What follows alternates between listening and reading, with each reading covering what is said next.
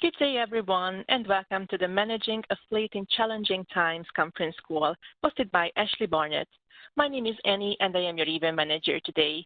During the presentation, your lines will remain on listen only. If you require assistance at any time, please key *0 on your device, and an operator will be happy to assist you. Please don't forget to join the web portion of the call as well. Throughout the presentation, you may submit your questions on the WebEx. To do this, please click on the three dots at the bottom of your screen. Select the Q&A tab, type your question, and click Send to all panelists. These will be addressed later during the call. I would like to advise all parties this conference is being recorded. And now I'd like to hand over to Ashley. Please proceed, sir. Thank you, Annie, and good afternoon, everyone, and thank you for taking the time to join the session this afternoon. So I suppose managing a fleet in challenging times, I'm sure many of you will agree, the fleet industry has faced many challenges over the year. In 2008, we saw the financial crisis, and as recently as last year, we saw challenges around WLTP, which impacted product supply and fleet policy. Many of you will have dialed into our post-budget WebEx back in March, which seems like a lifetime ago, which brought some hope for fleets and company car drivers, with Rishi Sunak announcing the government's commitment to the environment by announcing 5-year benefiting kind tables, but primarily for zero-emission vehicles benefiting from 0% company car tax this year, rising to 2% in 5 years' time. That seems a dim and distant memory, though, as the impact of COVID-19 has challenged and changed how we operate overnight. We've seen instances such as, face-to-face meetings, which many of us are used to on a pretty much a daily basis, replaced with Zoom and replaced with WebEx. We've seen more and more people working from home, and in some cases we've seen roles furloughed, a word many of us probably hadn't even heard of before this crisis. As many of you are aware, and you've probably attended, we've previously hosted biannual Future of Fleet workshops where we discussed key topics impacting fleet and the fleet industry. And this current pandemic obviously has meant that we've needed to change and adapt, and hence today being the first of hopefully a series of sessions to help you navigate your fleet through this time. As Annie pointed out at the beginning, obviously the Q&A poll is open throughout. And the other thing that we'll be doing throughout the slides, before I hand over to Paul, we'll be going through a number of polls just to gauge your opinion on some of the topics that we're discussing. Key to remember that the responses to the polls are anonymous. We have no idea who has clicked on which button. Exactly the same with the Q&A. We won't be disclosing anybody's names if they ask a question. So, I encourage you to use the poll function, use the Q&A function, and hopefully we can support you and assist you throughout this deck. I'm pleased to announce that today I'm joined by the team of 6 within Lex Autolease. Paul Coley is going to be talking through some of the slides with us. We've already had some pre-questions in from customers who've registered for our morning session and the afternoon session, so I'll be covering off some of those, and I'll be referring to my team on the call to answer some of those, as opposed to you having to listen to Paul or I talk through them. So before I hand over to Paul, what I'd like to do, I'd like to sort of ask you a few questions through the first couple of polls. So, Annie, if we could just open up the first poll for everybody, please, just to give people 30 seconds just to respond again. So this one, just, which aspect of fleet at the moment is keeping you up most at night?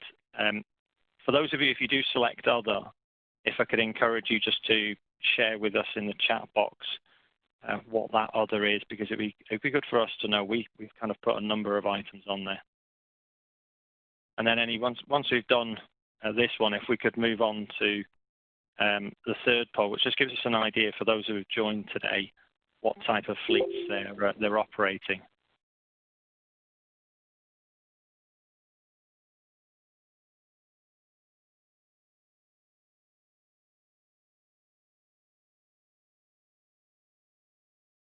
Waiting to see the results of poll 1.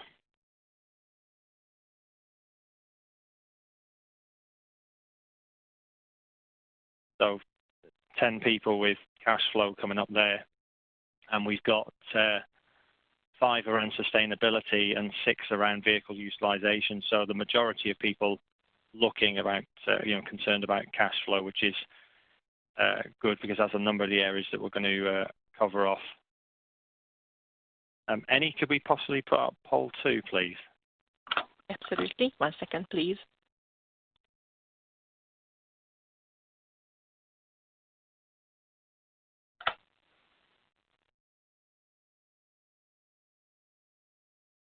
Again, this is just to give us an idea, because again, there's a lot of the conversations that my team are having at the moment. You know, there does seem to be a bit of a change in dynamic in terms of what is top of people's agenda, as it will be understandable to this current moment.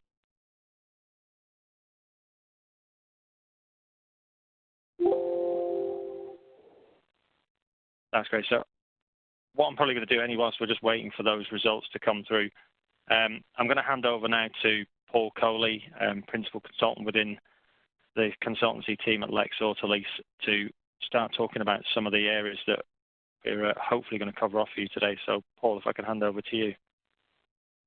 Afternoon, everyone. Hopefully you can hear me, because my phone just cut off. So if my colleagues can't hear me, then you won't be able to hear me. So share stuff if you can.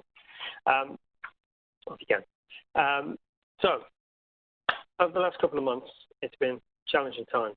And a lot of my clients, as well as my colleagues' clients, have been talking about the biggest topic on their mind, which is cash flow. So how can they ease their cash flow? How can they reduce their costs in the short term through this crisis as income's not coming in, or whatever their situation is? But money tends to be the highest priority at the moment. So the slides we've put together, we put them as short-term and long-term, but the short-term initiatives, what can we do now, is what we'll concentrate on mostly throughout this presentation. So one of the things that, when it comes to fleet, data is key for all of this when we're doing our analysis. And when you are to look at your fleet, you'll need the same. But it's understanding what you have, how much that costs, and that's generally the first step to analysing, understanding, measuring, and improving. And there's two questions that customers are asking me currently, and that is, what can I do today, and what impact will that have in the short term financially? You'd be surprised how many people concentrate on the minutiae of things, and sometimes you can spend a great deal of time concentrating on something, and it doesn't yield a very big return. So it's important to concentrate on the biggest element. So if you look at that chart there in front of you, vehicle finance generally is the largest part of your fleet costs. Fuel cost tends to be a bit second, and then national insurance and maybe cash allowances, depending on the size of your cash allowance population. But vehicle finance, that tends to be the largest proportion of your fleet. And one of the things that start this process in terms of looking at what we can do in the short term is understanding all of those costs. What do you have? How much is it? And inventory and audit, so to speak. And one of the things that's key, that one thing we do have at Lex is data. You may have access to Lex Interactive, Lex Autolease Interactive, where the majority of the data can be found. If you don't have access to that, talk to your relationship managers. They'll be able to provide you with the data, or talk to us, and we can provide you all the data we need. The baseline in your costs is the first start of saying, okay, this is what it costs me, this is how much, and this is where I can start to trim, start to pick off bits and pieces. So short-term initiatives that I'll talk through is that vehicle finance part, fuel costs and fuel expenses, and then other elements going into long-term initiatives such as reducing CO2, ultra-low emitting vehicles and EVs, national insurance, that will benefits comes from EVs, and whole life costs, how to facilitate all of those into the policy. If you move to slide 2, Ashley, for me, please. Yeah, and what we'll do, just before we jump onto that, it'd be interesting to get a view. Obviously, we're all doing this today from home, but most of my team work from home and tend to do client visits. So, if we could pop up slide 4. So again, obviously, a number of people are working from home at the moment.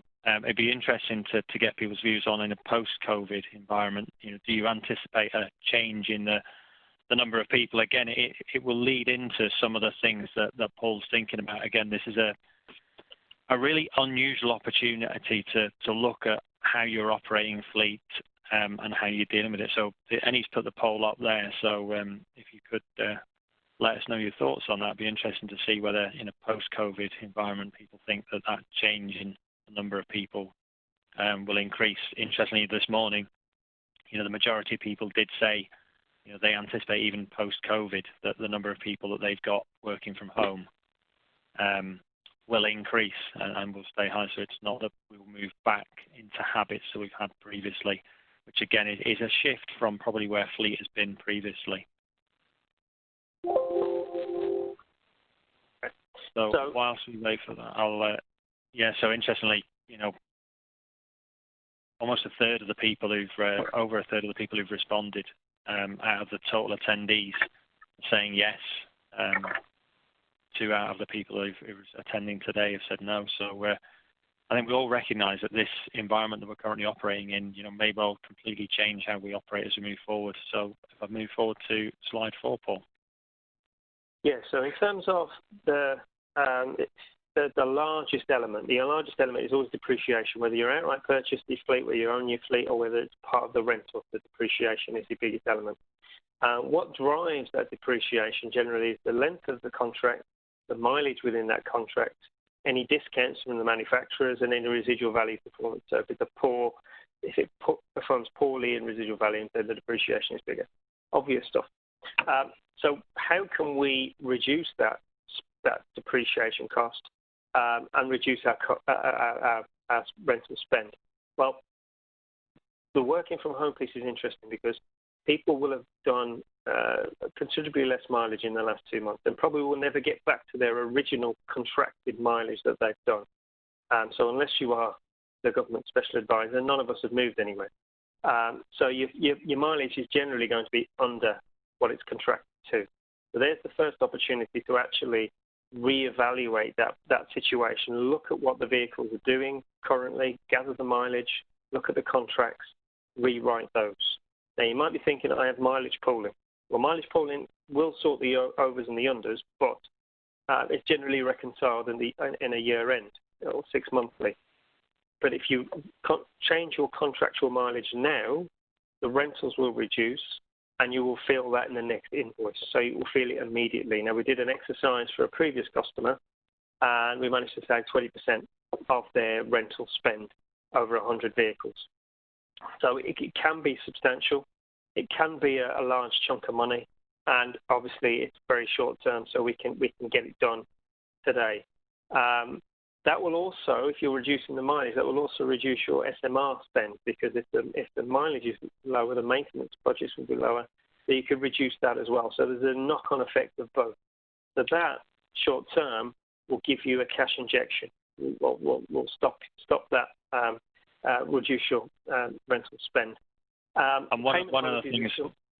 Sorry, one of the things we've had on that from this morning's session, Paul, was around obviously is there an optimum time, etc. So we'll cover that in the Q&A, because I'm sure that most of you will have heard that percentage, so that there are variants. So we'll cover that in the Q&A. Yeah. And some of you may be thinking that I need to extend my contract. In the recession in 2008, 2009, a lot of businesses went from a 36-month term to a 48-month term, because the longer the term, the cheaper the rental. So that was a sort of a short-term choice back then. It tends to stick, because 48 months has been the most popular over the last 5 or 6 years. But it was starting pre-COVID to come back down towards 36 again. So that may be another one that extends out to give yourself a little bit of a breather. And payment holidays as well. So some of our corporate customers have taken advantage of payment holidays. And that's given them a little bit of a breather. So if that's something that you're interested in, talk to your relationship managers about that. Longer term initiatives in terms of rental spend, going back to that manufacturer discount and residual value performance, it'd be interesting to see what people do about their manufacturers. It'd be interesting to see if they narrow them down, go to a sole or dual or triple supply rather than 8 or 9 that most businesses tend to have. And try and put a volume-based manufacturer in there for the core of their fleet, so they can have bigger discounts and talk in volume, Fords, Vauxhalls, that type of thing. So moving away from maybe the German brands, which don't particularly give a great deal of discount, but go back more towards the Ford and the Vauxhalls and the essential tool of the job vehicles. that sometimes you see when these recession peaks come is that people tend to move towards that type of model where they pick a vehicle that's the tool of the job, heavily discounted, get on with it, sort of thing. So it'd be interesting to see if that is something that you're thinking, but it's certainly something that we will be looking at going forward. Looking at whole life costs, which we'll talk about a bit later, that sort of determines, in terms of the residual value and the performance of national insurance and fuel costs, that in itself as a method can determine sometimes the better vehicles to have on your fleet.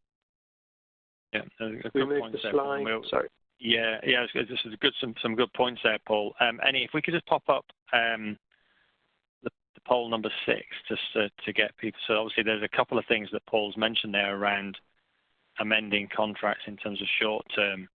It'd be good to get a view of the people in attending to kind of see whether that is something that they are considering at the moment, or whether it's out of scope. Again, I think it's interesting, Paul's point there around possibly people looking now at reviewing policy. I think it's fair to say, kind of bring Eddie in at this point. We had seen a number of customers probably in that essential user space who had opened up policies, and I think probably there's a view, Eddie, maybe that may change. Yes, I would say so. I think given the fact that as a country we're now in a recessionary period, this will certainly give many organisations an opportunity to review all of their policies, and it could be that reducing the number of manufacturers is certainly one of the areas that they may consider, particularly as this might enable them to maximise their discounts. And I think previously employees generally wanted a greater amount of choice in their policies, and that was very much something that they put forward to their employers, and their employers were increasingly providing greater choice just to meet the demand of their employees. But I think there are less palatable options for employees, and if it means restricting the policy, I think this is definitely an opportune moment for organisations. Also, other areas that they may wish to consider looking at as ensuring things like the cost of the cash and the cost of the car are aligned, so that it's one option isn't more expensive than another, and so just ensuring that employers are in a cost neutral position irrespective of whatever the choices that employees make.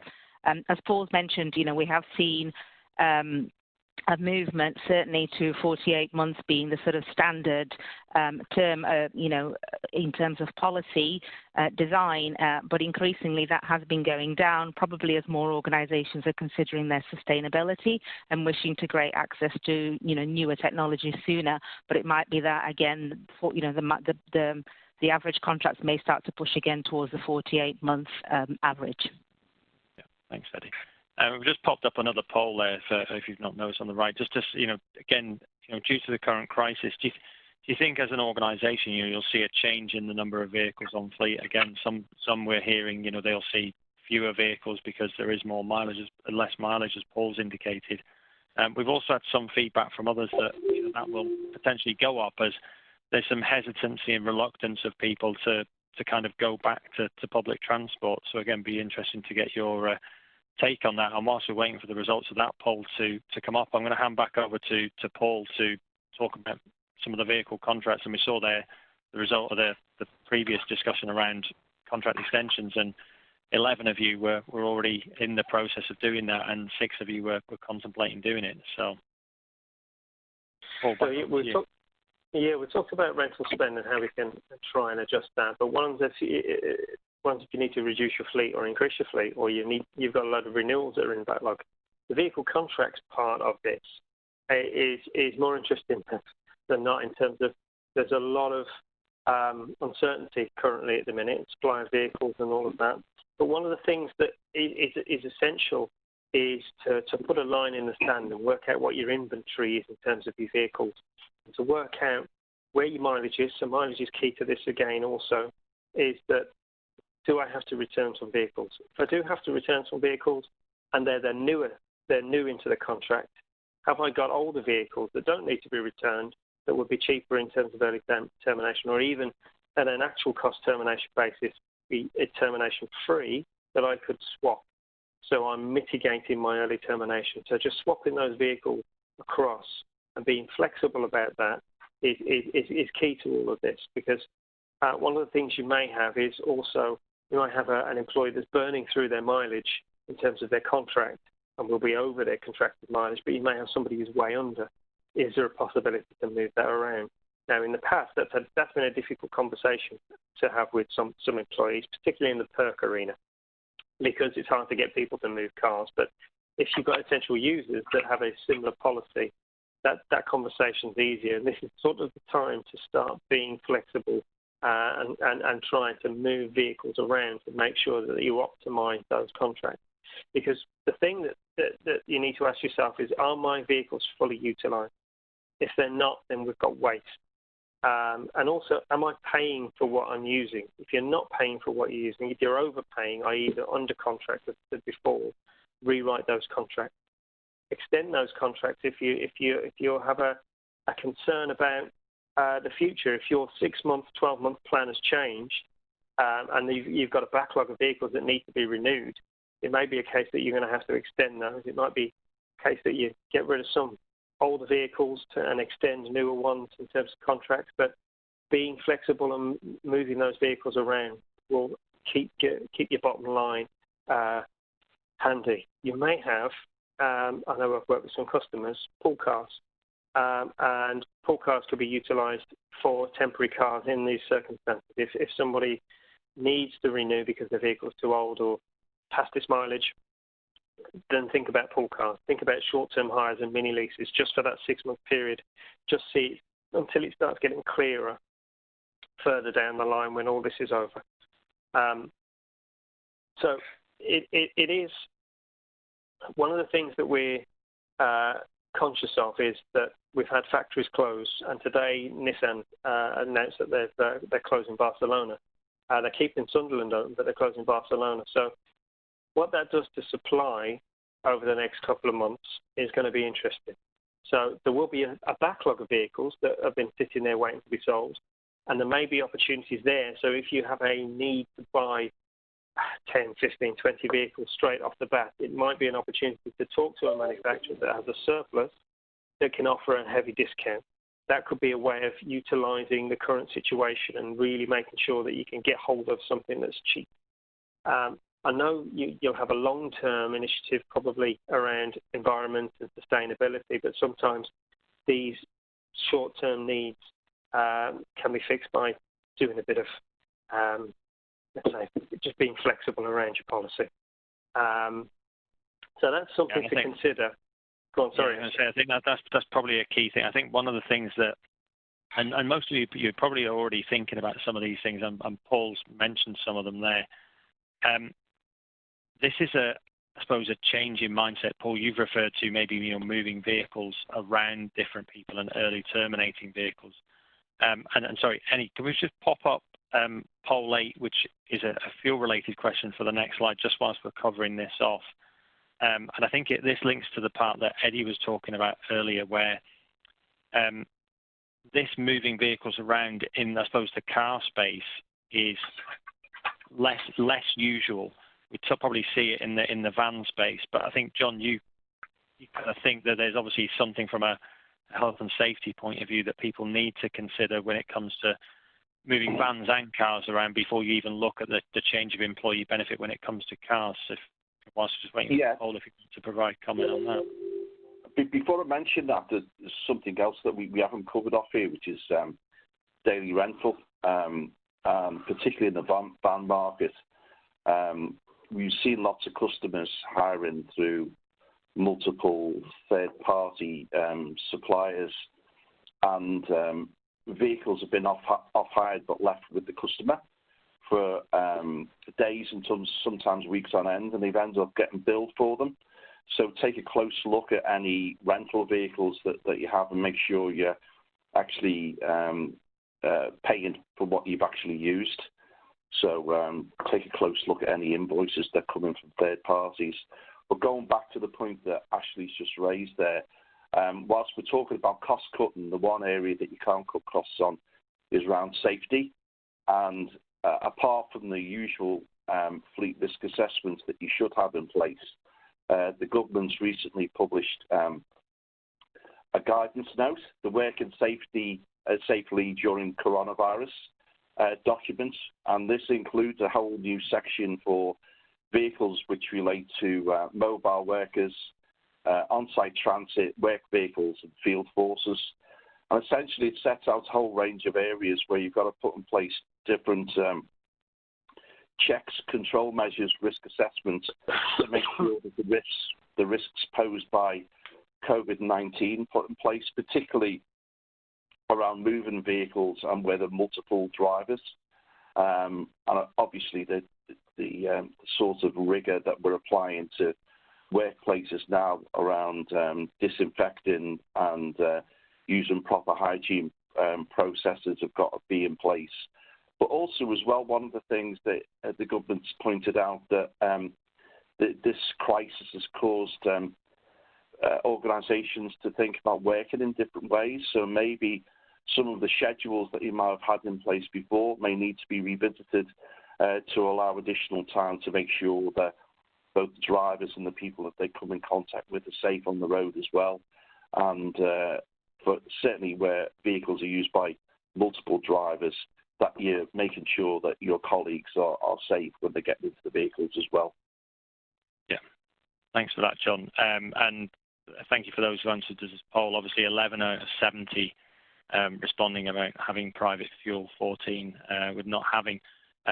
So, Annie, if we could pop up the next poll, which is number 9, just so I'll move on to Paul. Obviously, Paul, if you can talk about the private fuel, just whilst the question that's up at the moment is obviously what reimbursement rates do you use? Do you use fuel cards, AFRs, etc.? So, Paul, if you can maybe touch on the private fuel element of this and the cost from both an employee and probably the unattractiveness from an employee perspective at the moment. Yeah, absolutely. I mean, private fuel is no longer a benefit, and that was for probably 99% of people who have private fuel. I always see thresholds and break-evens, and it's normally about 12,000 for 20% taxpayer or whatever it is. But the point is that salary is cheaper up to about 35,000 miles than it is to give private fuel. So that's a staggering amount of private fuel miles that it's actually cheaper for your employer to give you cash up to 35,000 private miles. The cost of it is horrendous because the employee is paying tax, the employer is paying national insurance, and you as an employer is paying for the fuel itself. So it isn't a benefit. It's a quick win because you don't have to wait till the end of the tax year to remove it. You don't have to remove the fuel card either. So some people think that the fuel card is related to the private fuel benefit. It's not. You can still keep your fuel cards, but you get the employees to reimburse that private element.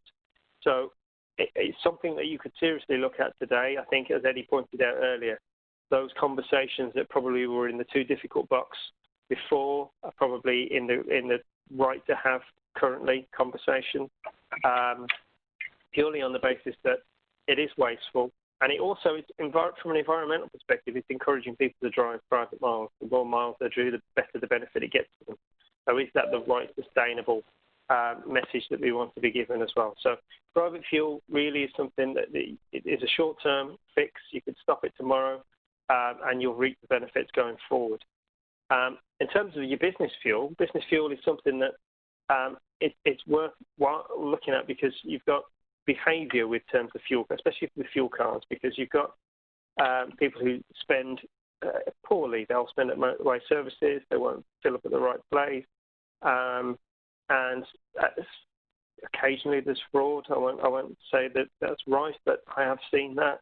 And it's about behaviour, fuel cards. So that's, if you're looking at all of these things and gathering data and gathering mileage and expenses return, it's worthwhile looking at that and make sure that you can adhere to the policy, which should be really supermarkets when you can fill up no premium leaded petrol, just to make sure you can keep costs, and bunkered sites. If you have bunkered sites, use those bunkered sites.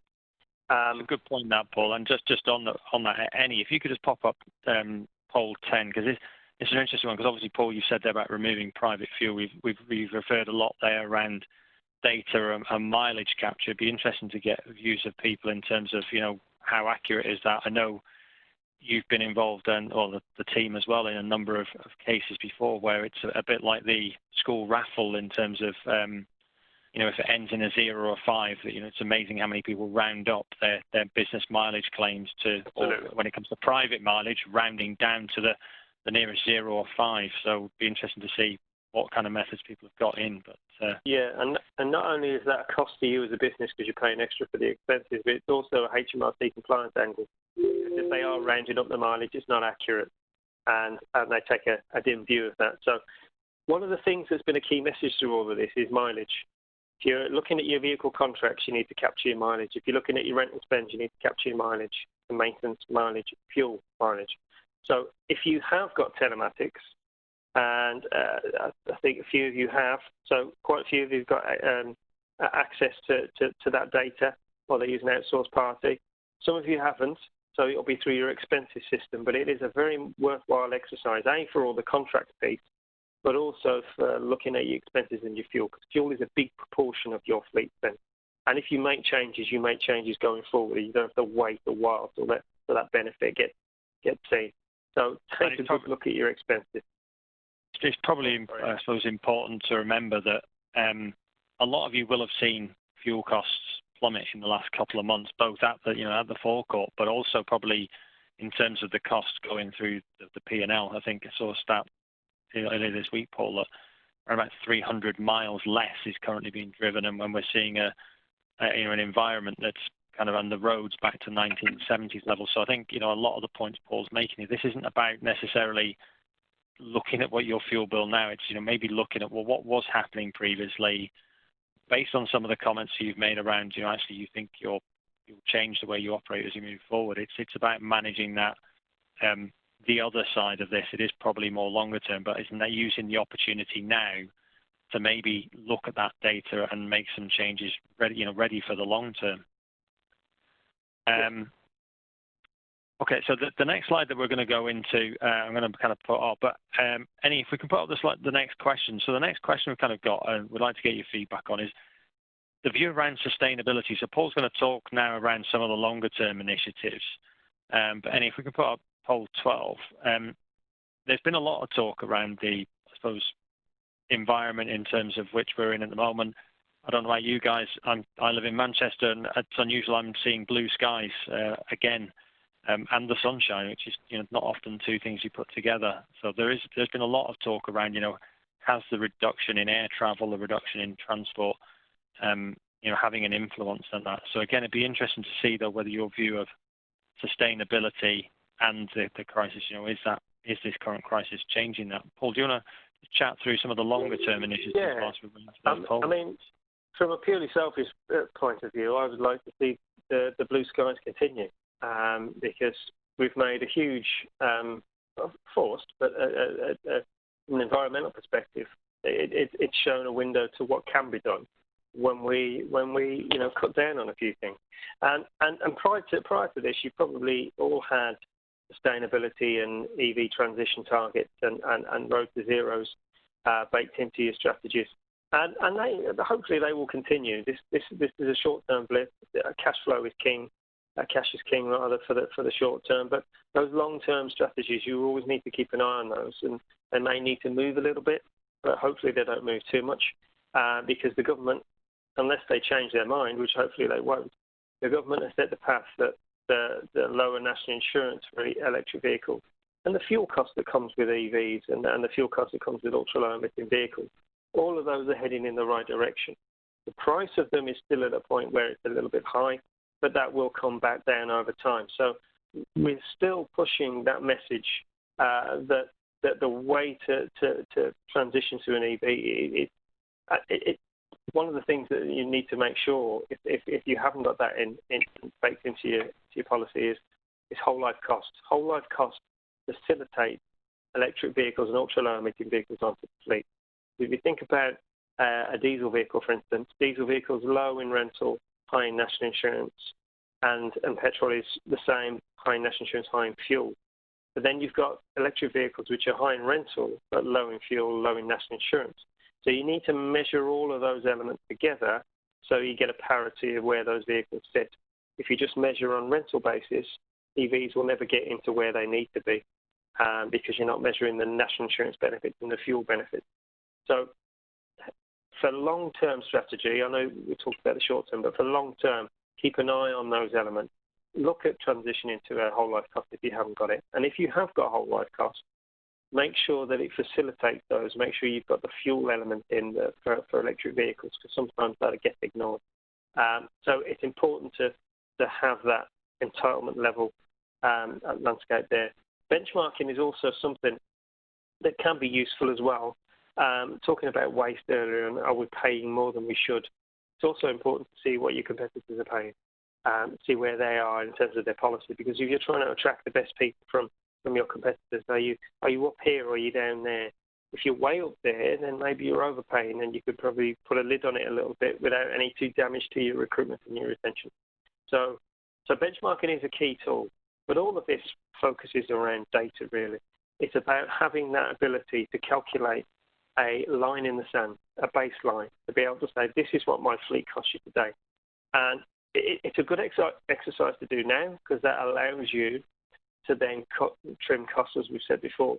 But it also gives you a methodology to go forward, because if you do that on a regular basis, you can see where things have moved and trends, and you can adhere to them and adjust them accordingly.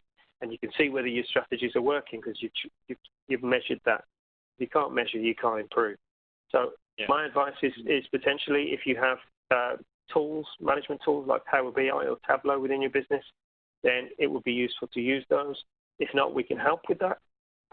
So that's something we're investing in heavily, so we can help you with that. If that's something you want to discuss, if you want to talk about how we baseline things, let's have a conversation. Let's put a blueprint in place. Let's be able to do this. Some of you may have Lex Autolease Interactive, where you can pull the data from all the data from the system there and analyze it yourself. Use that. If you don't have access to that, get in touch with your relationship managers and we'll provide that data for you. So data is key, but interrogate your mileage expenses, look at your expenses and your fuel card data, and look at your P11 diesel national insurance as well. So try and get a whole pie. And it's interesting there. So whilst Paul was talking about whole life costs, saying 40% of people who kind of responded to that poll, sorry I didn't make you aware it was there, but have said that they're not operating on a whole life cost basis. We've just put one there around EV BIC rates. I suppose, Helen, if I could bring you in this, but kind of whole life cost, I know you've done a lot of work with customers on this. I suppose it'd be interesting to get your take on this, because obviously we spoke about mileage a lot in this, and can I get your views on this? Yeah, of course, yeah. So, with whole life costs, it's important, as Paul's already mentioned, to ensure that factoring in all those costs, so to include the employer's national insurance and the fuel. But alongside that, you've got your cash allowance population as well. So you need to ensure that you're looking at that from a whole life cost perspective to make sure that if you've got drivers going to cash, that cost on a whole life basis isn't more. So I suppose it's just making sure that you're comparing the two side by side. Yeah, no, that's good. And thank you for those of you who've responded to the impact of the EV and then the benefit in kind. I'm hoping that's because a couple of months ago you dialed into the budget webinar that Helen and Eddie did. But it was interesting. The reason I've kind of put that there was a bit of a leading question, because there was a lot of publicity last week around in the fleet press that around about a third of fleet managers have responded to an energy savings trust poll that they weren't aware of that benefit in kind. So I'm glad to see that we've got a group of participants this afternoon who are definitely in the aware category. And it just goes to show Eddie and Helen that it was definitely worth you spending that time. I think you were both quite nervous last week that you'd invested that time needlessly and weren't happy with me. Yeah, it was a slightly worrying article. So I'm just going to put up the penultimate poll now, just before we move into. So, Annie, if we could just put up poll 15, just around fleet policy. Just Paul, I'm going to move on to the summary slide now, which if you could kind of just wrap up. There's obviously a lot that people have been taking in. There have been a couple of questions come through, which we'll deal with shortly. We should have a good 10, 15 minutes for those. So, Paul, if I can pass over to you for the summary. Yeah, absolutely. So in terms of Do you want to move to the next slide, Ashley? Yeah, there we go. So it's important to understand what you can do today. What you can do today is what we've discussed. Look at your contracts, look at your mileage, you can rewrite those. Look at any benefits that aren't benefits. Look at the impact of what pounds, shillings and pence those changes will make. There's no point doing something if it's not worth it. And there's no point spending a great deal of time if there's not a great deal of money in it. So am I paying for what I'm using? That's the key question you need to ask yourself. Do employees have benefits that aren't really benefits, like private fuel? Is there unnecessary expenses that are being paid out? That's another question to ask yourself. And are my vehicles fully utilised? All of these questions, when you get the answer to those, you'll realise that there's elements that you can cut, trim, you can pull back, because all of these small bits add up to a big piece, and the cash flow benefits of those will filter through. And then for the long term, it is about facilitating the strategy that you want. So if you do have a strategy to be zero, then you need to have a policy that facilitates that. And we can help you with that. We can help you design that. We can help you share what other people are doing as well. So it's an opportunity to make changes. As Eddie said before, this is a change. And when we have big changes, like the previous recession that we had, changes were made, and it's an opportunity to review, to change, and make it fit for the future. Well, thanks very much, Paul. Obviously, there's a lot there for people to take in. The last poll is up. If we could leave that open, if possible, for the rest of the session and give people time to think over, because I'm mindful there are a few different topics there, so I don't know if we can expand the time limit on that. And whilst that's just there on the screen, I'll go through some of the questions and kind of hand out to the team, if I may. And if you could just remind people how to ask a question online, just whilst I look through these, if that's okay. Absolutely. So if you wish to ask a question on the WebEx, please click on the three dots at the bottom of your screen and click on the Q&A tab indicated by a question mark sign. Type your question and click Send to all panelists. Thank you. Thank you. So I'm going to, thank you, Paul, for covering through the slides. And again, hopefully you found that useful. So I'm going to deal with some of the questions that have been asked. So the first one that's come in, and it's a very valid one. I'm going to kind of throw this over to Paul L. possibly and Eddie, if I may. A lot of these initiatives are focused on company savings, and we need to be mindful of the employee benefit perspective.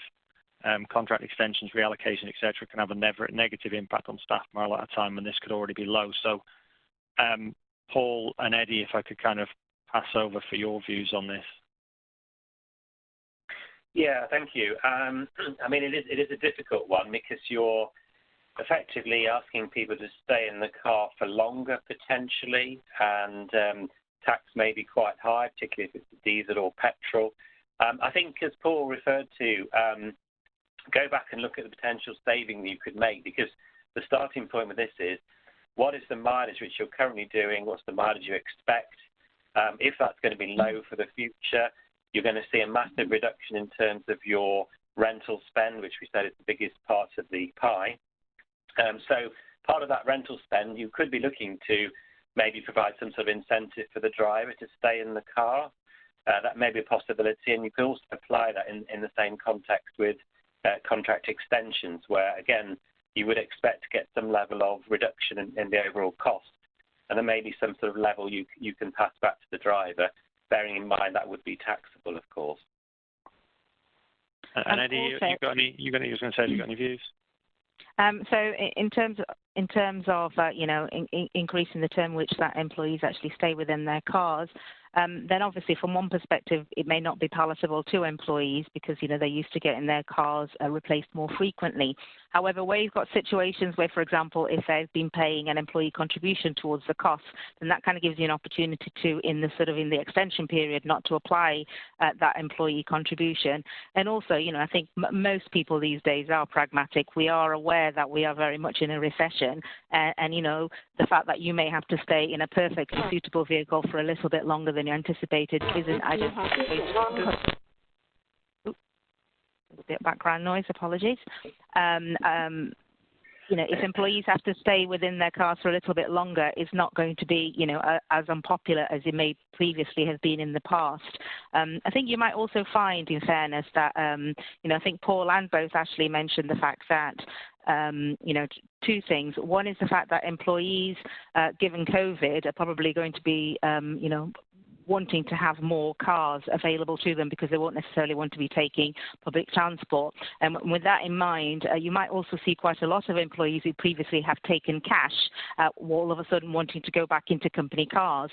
The reason they may wish to go back into company cars is because, that there is less risk from their perspective. So it's actually quite attractive from an employee perspective to go into a company car where they're not signing up to, a private lease on their own, where they may be concerned about what their future may be like within an organization. So, there is an opportunity there, which makes it even more important that, you base your policies on whole life costs, particularly because if those employees have previously taken cash and taking gas guzzling vehicles, they may wish to come back into your company car fleet and take similar types of vehicles, which may increase your costs if you haven't got a whole life cost policy in place. Yeah, those are good points. Sorry, go on, John, if we wrap up and I'll move on to the next. I'm sorry. I was just going to say, just to support what Eddie's just said, when you are considering the issues that Paul and Eddie have just talked about, it's worthwhile looking at different groups of employees who may be affected in different ways. I mean, going back to the impact of the recession in 2008, when some companies were in serious difficulties, it was a choice between actually having a job and not having a job at all. And so, therefore, the importance of the benefit was somewhat diminished. As we came out of the recession, hopefully as we come out of this crisis, then you can turn the dial up again and start offering more benefits to support that recruitment, retention, and morale objectives that you've got in the first place. So, have a close look at your employee population. It's not a one-size-fits-all solution. Yeah, and I think what's probably important, thank you very much for asking the question. I suppose what's really important is this. What we've looked at in this is around kind of very much cost focus from an employer perspective, because that's a lot of the comment that our sales teams are getting at the moment. It's a lot of the request that's coming into my team.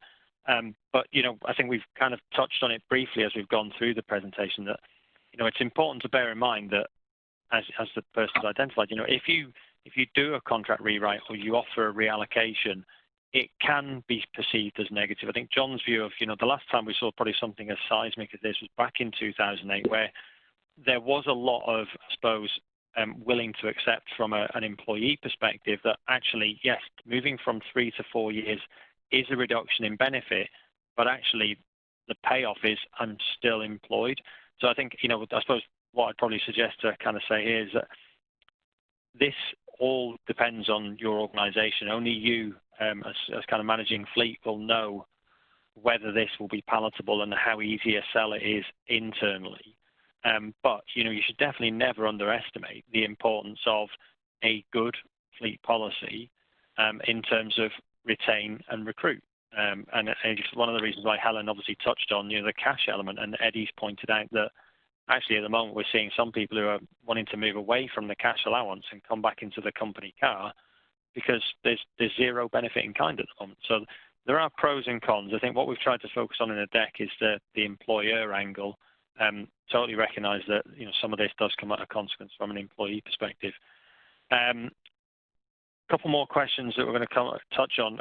Chris, I know you're not on the video at the moment due to technical issues, but we've got a couple of questions specifically around plug-in hybrids, which, seeing as that's kind of been your life for, it feels like probably forever in terms of you, but so we've got, let me just read these through. So I'm currently giving fuel cards to plug-in hybrid electric vehicle drivers.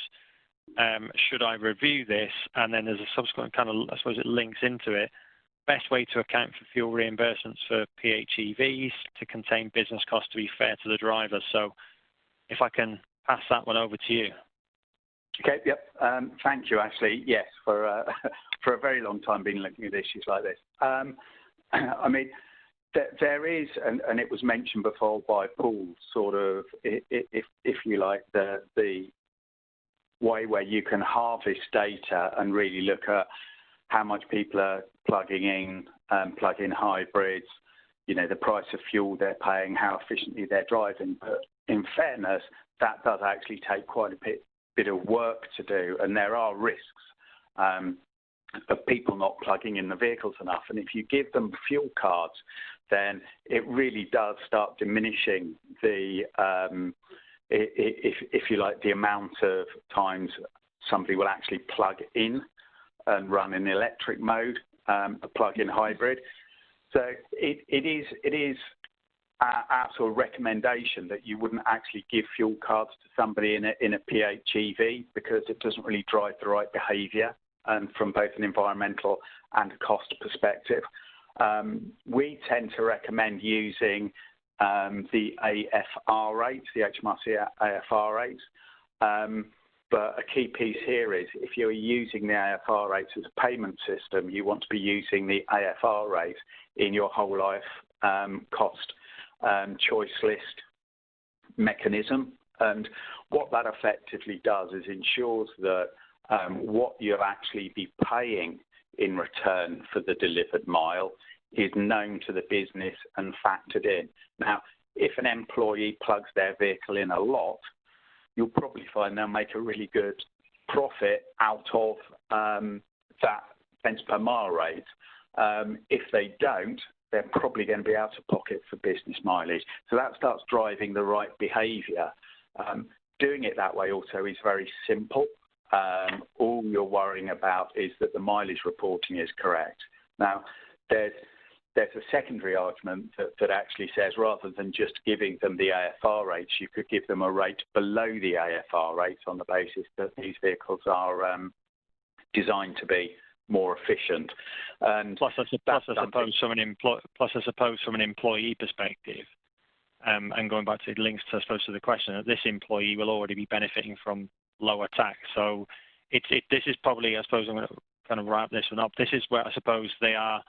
You don't want them to benefit twice by being paid a fuel rate that is actually relevant to a petrol or diesel without the EV, and from the lower tax. So it's probably more around not necessarily just defaulting to AFR, but you may need to go in at a lower level. Then I think is where we've concluded on that. Absolutely, and of course, the AFR rates are advisory rates, so you're completely within your remit to choose a lower rate. If you obviously choose a higher rate, which we wouldn't recommend, then there are HMRC BIK implications. But you can lower the rate, and that way, again, you really are driving the correct behaviour skews the pan of insurance that the vehicles are regularly charged. Okay, so I've got a couple more questions, but there's one more that I think is a bit of an interesting one that's come through online. I'm going to wrap these up, the ones that I've not been able to get to, offline. They do cover standard of EVs and a couple around cash takers. We'll share the Q&A along with the deck and the recording after the sessions. So how is the car market performing under the current COVID situation, i.e. are we going to see a reduction in rentals from manufacturers over the next few months now? I'm going to, Paul, obviously you've gone through the slides, and I think you alluded to the fact that, Nissan has seen an announcement today that they are shutting their Barcelona site. They're keeping Sunderland open for now. I suppose, obviously this current crisis could potentially see an impact on the used car market with lower residual values potentially, the potential for lower supply of new vehicles. It'd be interesting to get your take on whether we'll see a reduction in rentals. Potentially, because there's two elements to this. There's vehicles that have been sitting there waiting to be ordered, and there'll be a surplus of those. And it's a case of getting hold of those at a reasonable price and putting them through, and rentals potentially being lowered by that. There's also the fact that they've stopped producing vehicles, that there's going to be some sort of bubble in the middle of that. So there's probably enough supply to keep us going for the short term, but then there's going to be a bubble when that manufacturing hole kicks in. So we've, supply and demand, the basic economics. So it's probably worthwhile. If you have got vehicles that you're due to replace or are kind of looking at replacing, having that conversation with the manufacturer, because again, I think it will probably vary by manufacturer. Again, I think the one thing I'd probably stress on this is don't be necessarily lured in by big discounts on cars that they are looking to shift, because actually when you look at it, we've spoke about whole life cost on a long-term initiative and the sustainability agenda.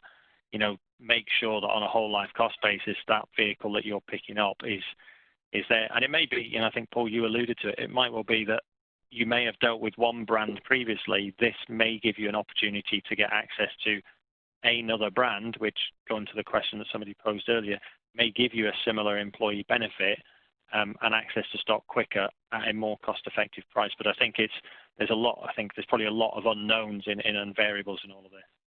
Yeah, you have to keep one eye on your long-term goals.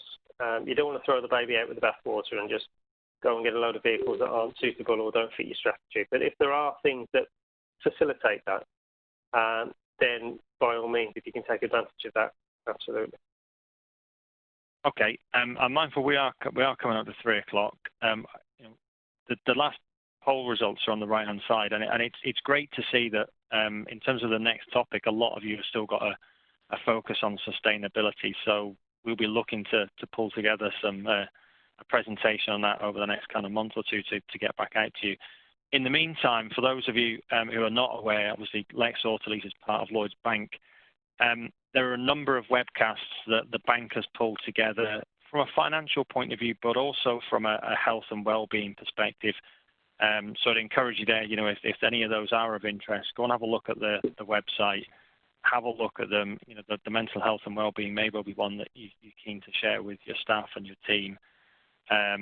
But yeah, those are free to access, so encourage you to do that.